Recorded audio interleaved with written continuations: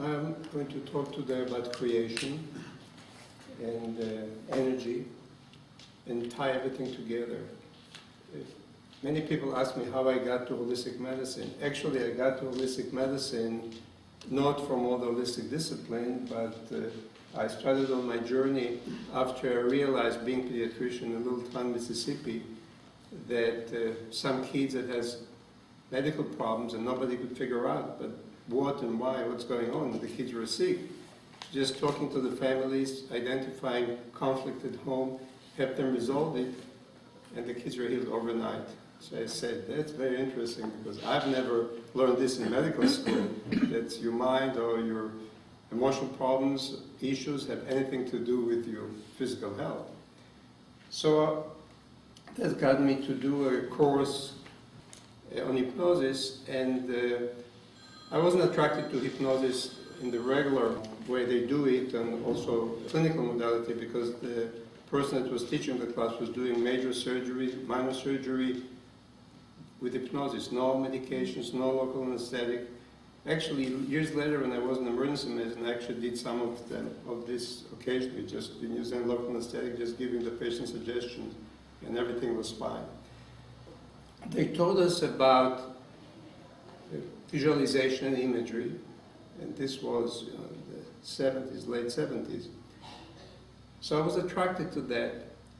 So I just created a healing visualization, which I still have today on CDs. And basically all the visualization is forgiveness, seeing white light, healing the organs in the body, and so forth and so on. And I have some amazing clinical results.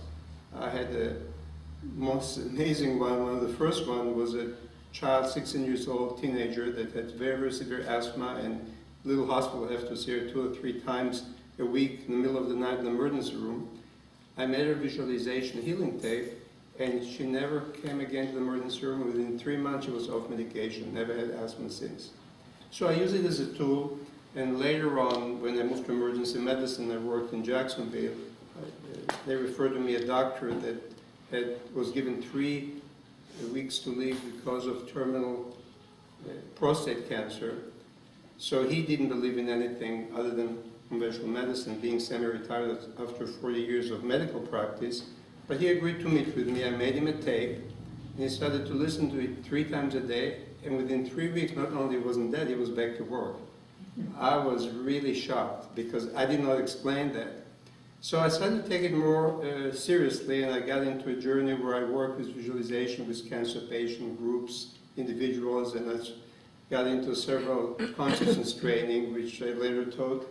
And that's what led me eventually to all understanding what it's all about, what health is really all about. And unfortunately, I haven't learned it in medical school, and I'm going to share with you what the most basic part of my understanding, which was my original journey into, because once you understand how reality is created, how energy works, it's easy to understand and make better decisions in your health and in your life.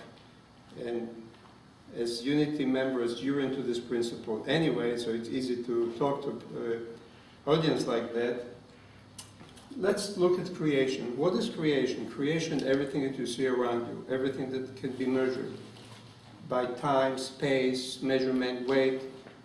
Everything that is creation can be described. Even if you don't see the creation, for example, radio wave or TV wave, you don't see them with your 5 senses. However, you know they have certain measurements, so they have size. It is defined as creation.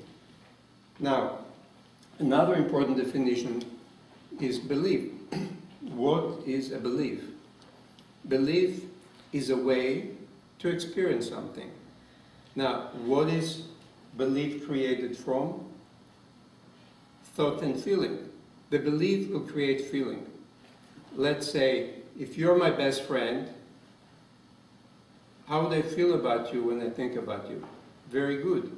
But if you look why I like you, why I feel good thinking about you, I'll help you, you always help me, we have great time together. Obviously, you are my friend, you're not perfect. Nobody is. However, I choose to focus with my thought, belief, only on what I see as positive. It doesn't even matter if it's real or not. And I totally ignore or disregard or don't pay attention to any maybe imperfect qualities. So as a result, we have certain relationship. Somebody else may really don't like you, will be your enemy. Now, what's the difference? Did you change? No, the other person chose to do the opposite. He created beliefs, true or not, that are negative. He focused them on them, and anything that may be positive in you is totally ignored. The results, both of you have totally different interaction. So belief basically helps us focus and experience reality in one way or another. Now, there is also a very, very important principle in belief. Belief is very, very powerful for a very simple reason, because it may blind you to any reality you refuse to see or you refuse to accept. So a simple thing, if you look in the room and try to remember as many green objects, okay, and then you close your eyes and you think about any blue object, you won't remember any blue, even though there are plenty. So that's exactly what happened with belief. So let's go to another definition, and it is awareness. What is awareness? Awareness is very easy to define because it's undefinable. You can be aware of an object, but you cannot describe your awareness in time, space, weight, measurement. It just is. No way to describe it. So, awareness with creation, we call consciousness. And obviously we are units of consciousness because we have awareness, not obviously limited, but we also are a creation. Each one of us is creation. There is, however, very, very important connection. If you think about it, it's really important to understand that connection between awareness and creation. Because creation cannot exist without being, prior to its creation, manifestation, in somebody's awareness with the intention to create. And if you think about this building, nothing will be here as you see it unless somebody had the idea, the intention to create it. Whether it was the artist, the architect, nothing will be here. Okay, so by definition, whenever you see creation, there has to be awareness that originated it. Otherwise, it could not exist. So let's look at it from our perspective. So we are units of consciousness, which means we are creation and awareness. And obviously we have will. Okay, we decide to do this and not that, go there, not there, learn this and not that. So what directs our will? How we direct our will? With our beliefs. So this represents the beliefs. Now, what I realized, there are actually two kinds of beliefs that are the foundation of everything else. All the beliefs that we create, whether we realize it or not. There are beliefs that you're a victim, which means you have no control of your universe. How do you feel if you believe, even if it's subconscious, that you have no control of your life? Therefore, you need relationship, you need money, you need to do this and that, or whatever the government tells you, your parents tell you, your religion tells you, because you cannot decide for yourself. You're not the source of your experience. Then you have beliefs, are in red here, that you're a victim. Now, what are the beliefs? Positive beliefs are beliefs that you're a source, you're not a victim, so you can create whatever you want. Now, the problem is that we have been indoctrinated all our life from childhood to have a lot of negative belief, and most of them with good intention. For example, years ago I did a training where everybody has to write 3 beliefs about family, health, money, work, and most people wrote beliefs that appear to be positive, but if you look on the underlying reason for that belief, it was negative, it was fear. Okay, like, you know, if you don't have money, you'll be unhappy, or you'll be happy because of money, and so forth. What happened with our beliefs when they're positive? We'll see in just a second. But before that, let's look at ourselves. We are a creation, right? Now, by definition, creation cannot create itself. For example, I cannot duplicate myself. Now, I can create a chair, but the chair cannot create itself or me, because I have more awareness than the chair. So by definition, some awareness has to create us. And if you think about it logically, you cannot exist by yourself. If somebody didn't create the sun, the plants, and all the things that sustain us, we couldn't exist. So obviously there is another entity which we can call God or divine matrix or something intelligence with will, that compared to our awareness it's unlimited, because we don't even start to understand. We have all kind of theories, but we understand very little how the universe works, how the sun works, and so forth. So this is unlimited awareness, which you can call God, divine matrix, Holy Spirit, whatever your belief system, but there must be awareness that is bigger than us, source of creation. So obviously, if you realize how perfect and how amazingly complex is the universe, including our body and everything around us, you must realize that the awareness that created it created everything perfect. So the beliefs that created this reality were in perfect alignment, which actually, that's the reason the earth turns around the sun and around itself, and you have summer, winter, everything goes in cycle and everything is perfect, because whoever activate this creation, God, Holy Spirit, whatever you want to call it, is perfect. Now, we have a choice to use this, to our belief, to be in alignment with the original belief, or I'll call it universal laws or principles. Obviously, we didn't create the laws that run the sun and everything else around us.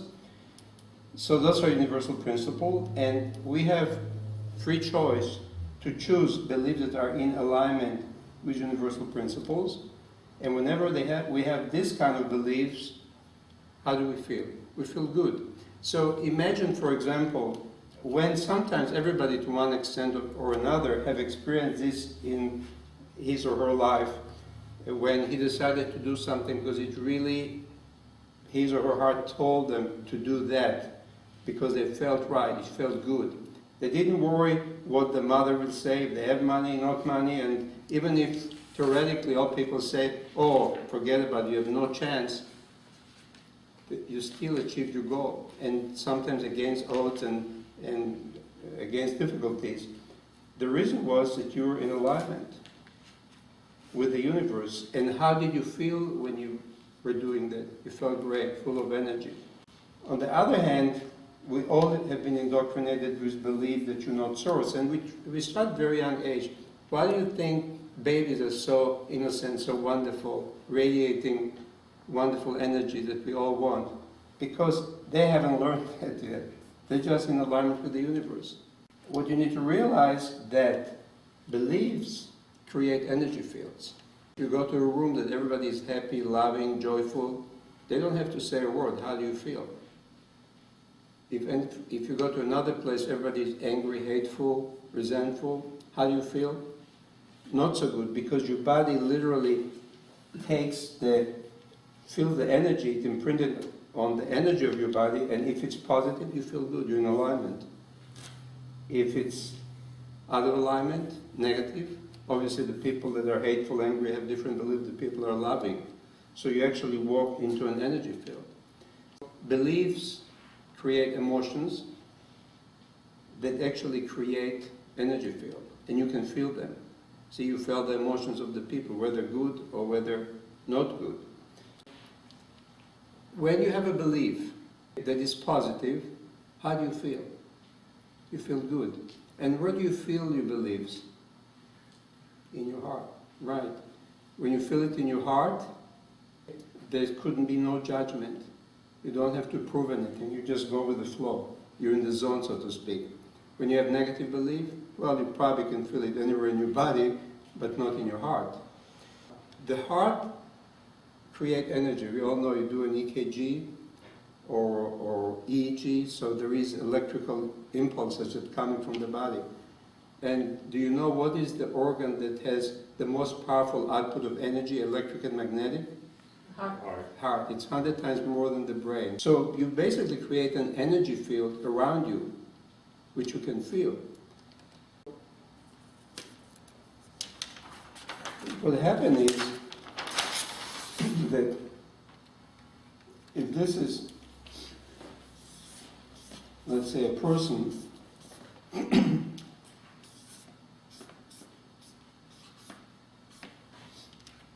so this will be a girl, that's a boy.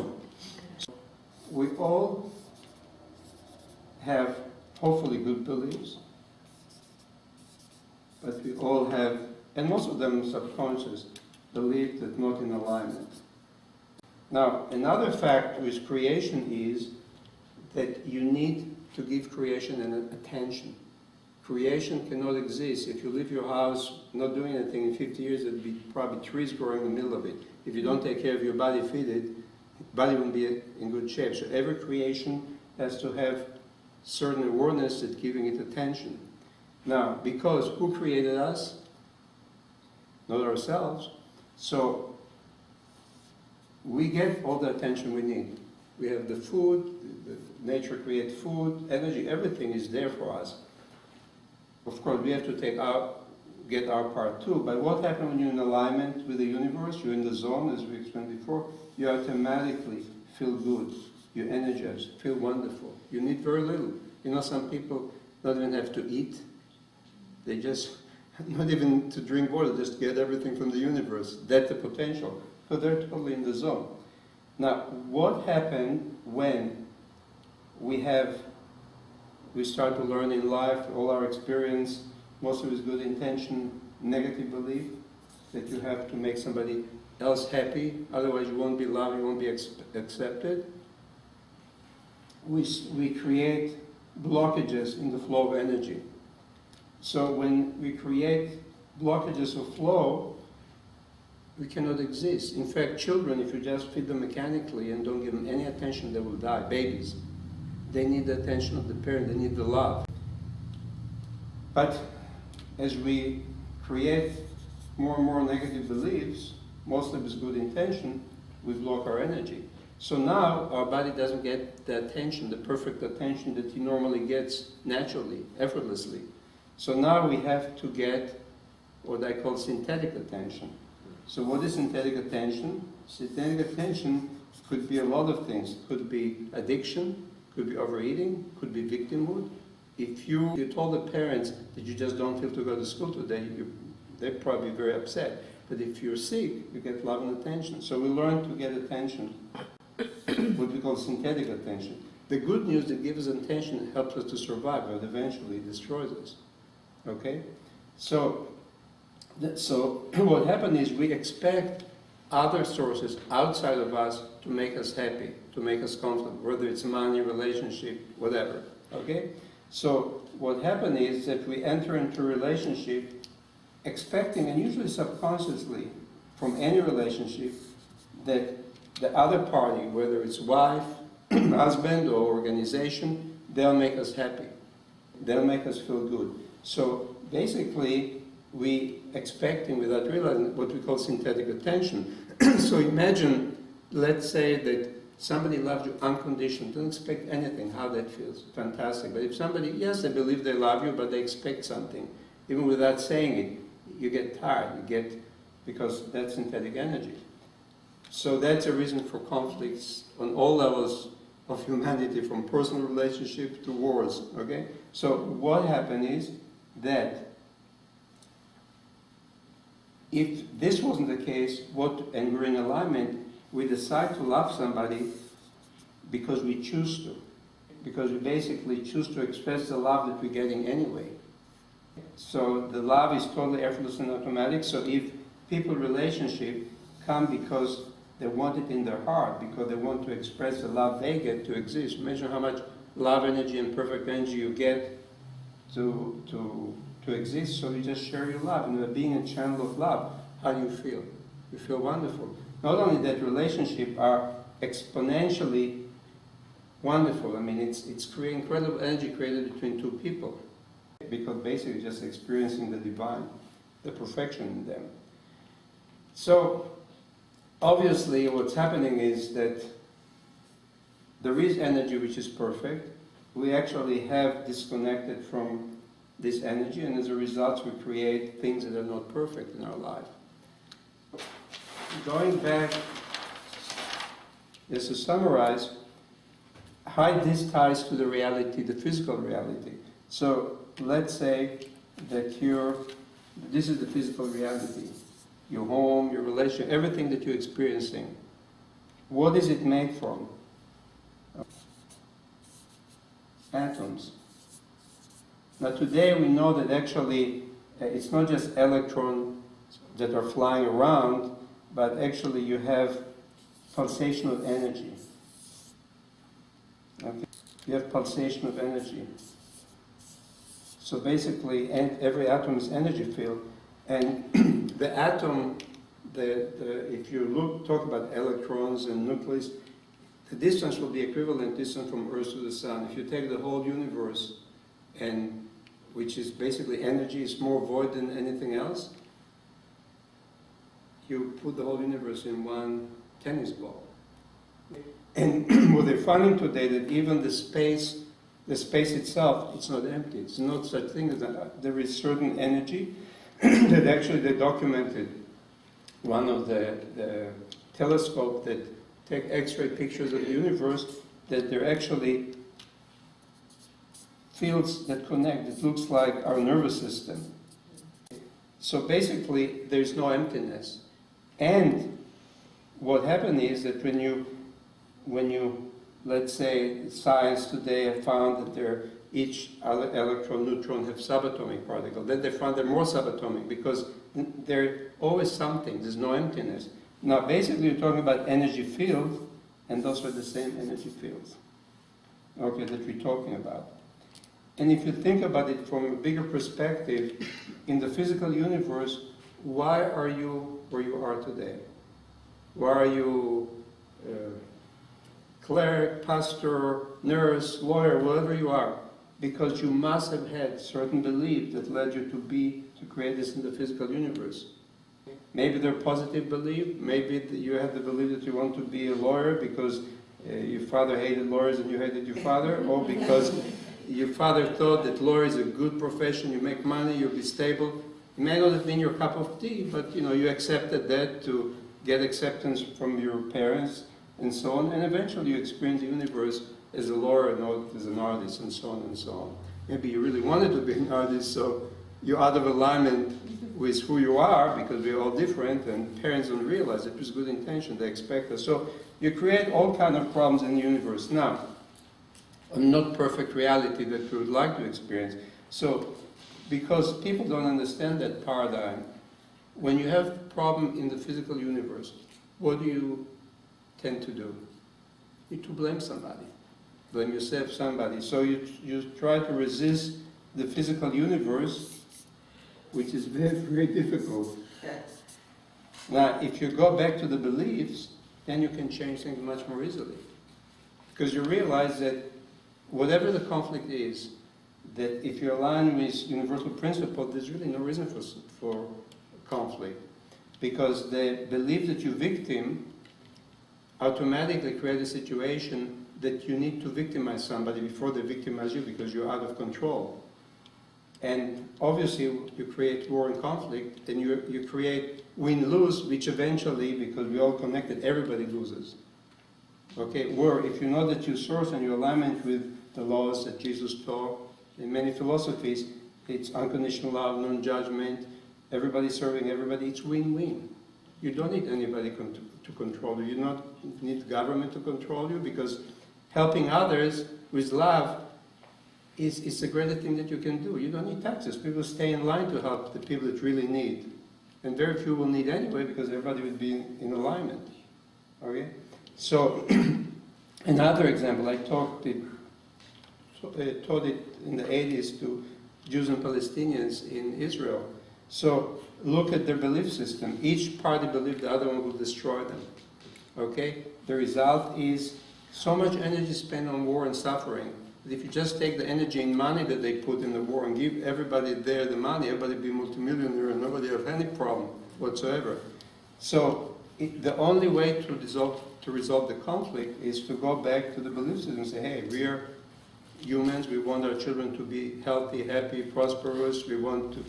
And then we have the same goal, and we just work together and everybody wins exponentially with no suffering. So you can extrapolate it to any situation. Now the other thing that happens is that we spend so much energy creating suffering where all the solution that ever existed will be. See how nature works perfectly. We can have free energy, we can have absolute health, almost total health, totally remove sickness from our reality if you are in alignment. Okay? But people don't understand that, so they do the work the hard way. And because beliefs create filter, they don't realize that what's happening, it's not to the highest good, because if you go to a doctor and he poisons you to heal you, not even realizing consciously, but he assumed that you're victim of your body, victim of this diagnosis, that diagnosis, then let's poison you. And you can't even see because that's your paradigm of existence. So you have to victimize. And eventually when you victimize others, you victimize yourself. So you do it unconsciously by poisoning yourself or cutting yourself, but 99% of time it's absolutely not necessary, and you can do other things that make you better and healed with no problems. But we go into the win-lose paradigm, and there's so many systems that make money and get power from this, like drug companies and so forth and so on, that we actually lost everything. And it's very hard to be yourself in a system that poisons you, and then if you disagree, they tell you you're ignorant and they attack you. So people have to return to the source, and when they do that, everything will be fine. And that's really on personal level, this is what we do, what we should do. If you want to solve problems, is to go back to the alignment with this, which all of philosophy teach, and they're pretty obvious, but we just pay lip service, but most people don't really realize what's really going on. All right, so there are a lot of scientific evidence, by the way, that thought and feeling, beliefs, they're driven by beliefs, create actually physical results in the universe. And I won't get into that, but there is probably everybody of you heard about the divine matrix. There is actually a video now on YouTube that he did in Italy in March, and it gives you all the scientific evidence, the connection between consciousness, energy, that everything is energy, to the physical universe. So basically, scientifically, what I'm saying was proven, but again, because the paradigm is so strong that we're victim, that we have to change the universe by force instead of flowing with the principle and resolving everything, because the universe is perfect. If we go in alignment, you cannot have a problem without a solution. That's true for everything, including health problems. So the proof was there, but mainstream science, for whatever reason, don't look at that, even though it should be like first news in all the magazines, because the implications are that everything I'm saying is correct. You're not victim, everything is perfect, and we can align with this perfection, and there's a solution to every problem in the world. But so many people getting secondary gain from this victim belief solution that there's a lot of resistance. So the only remedy for that is that enough of us will wake up and change the total energy. And that's actually very, very possible, and it has been proven. The formula, the TM people, this happened in the early 80s. Their formula was, if you take 1 square root of 1% of the population in the world and you meditate for peace, you can change the world. And they met about 7,000 people, or close to 7,000 people in Fairfax, Iowa, and in their college, and they meditated. I was into that, but I had good friends that went there, and I was working in the emergency room in Jacksonville. For 2 weeks, the hospital was half empty. The emergency room was, never had such low volume, but all over the world they noticed things, was less crime and so forth and so on. So you can create a field of energy, and the field of energy that aligns with the universe is infinitesimally more powerful. At least, so it takes 7,000 people to shift 7 billion people. Okay, so imagine how little we need to shift the United States from all the craziness. It's very, very simple. So he talks about in the Divine Matrix about it. I highly recommend that you see it. But basically, okay, this has also implication from any energy work that you do. So you have the lower chakras, and you have your heart, and you have the higher chakras. So the upper chakras are what we do our thinking. The lower chakras, usually we experience our negative beliefs, but when we are in our heart, we're totally balanced, and then everything is in balance. And when we are in balance and focus our feeling in our heart, because your feeling are in the heart, then you create this beautiful energy radiation that affects everybody. I'll give you a simple example. Scenario.